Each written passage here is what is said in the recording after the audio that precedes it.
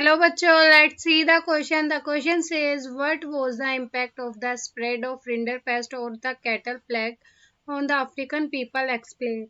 Question में उनसे बोल रहा है बच्चों, जो अफ्रीकन लोग थे उन पर रिंडरपेस्ट या पशु प्लेग के फैलने का क्या प्रभाव पड़ा, एक्सप्लेन कीजिए.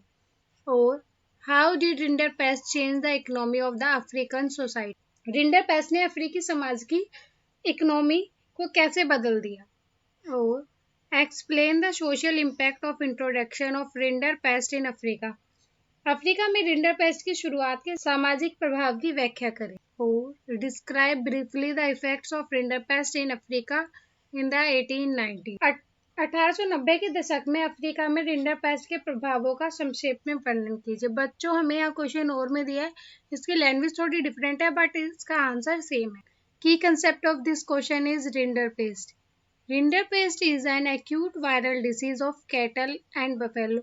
बच्चों, ये ऐसी एक्यूट वायरल है जो भैंसों में पाया जाता है. Rinderpest refers to the cattle plague in Africa in 1890s. This disease show that how during this era of conquest even a disease affecting cattle was imported from British Asia into Africa to feed Italian soldiers. बच्चों, जो ये paste है वो 1890 के दशक में Africa के मवेशी प्लेग को संदर्भित करता है. जो ये बीमारी है वह बताती है कि जो विजय के इस युग के दौरान एक बीमारी ने भी कैसे हजारों लोगों के जीवन और भाग्य को बदल दी. इटालियन सैनिकों को खिलाने के लिए संक्रमित मवेशियों को ब्रिटिश एशिया से अफ्रीका में आयात किया गया था. The following were impact of rinderpest on people's livelihoods and the local economy. In Africa में लोगों की आजीविका और स्थानीय अर्थव्यवस्था पर रिंडरपेस्ट का प्रभाव निम्नलिखित.